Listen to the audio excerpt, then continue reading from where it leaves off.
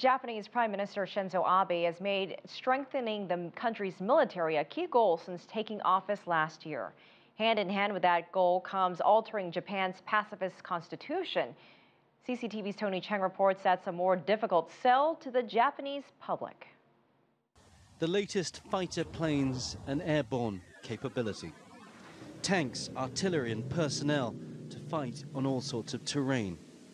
And new naval hardware, from aircraft carriers to more mobile marine-based forces, capable of defending Japan's distant territories.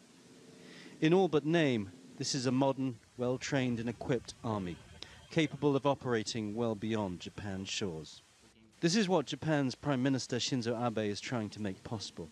He came to power with the promise he would change the constitution to allow Japan's self-defense force to become a proper operational military.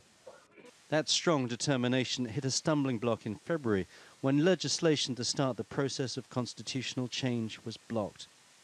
The Restoration Party, which had been expected to provide support, decided the changes needed more consideration.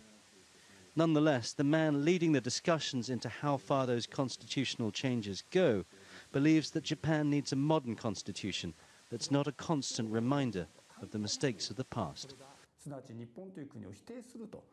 Over the past 40 or 50 years, there was a trend of denying Japan.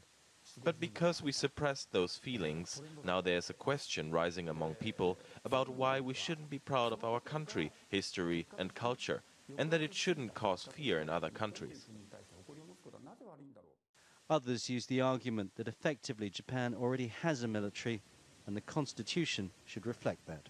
Behind me is Japan's Ministry of Defense, and many of the politicians who advocate changing the constitution say that here nothing would actually change. And even if Japan was able to do it, it would never use offensive powers overseas. But for other Japanese people, the memories of past wrongs still need to be addressed. These campaigners were rallying for a day of official recognition for comfort women, forced into sexual slavery by Japanese soldiers in World War II. The possibility that Japan could abandon its pacifist constitution is a serious concern.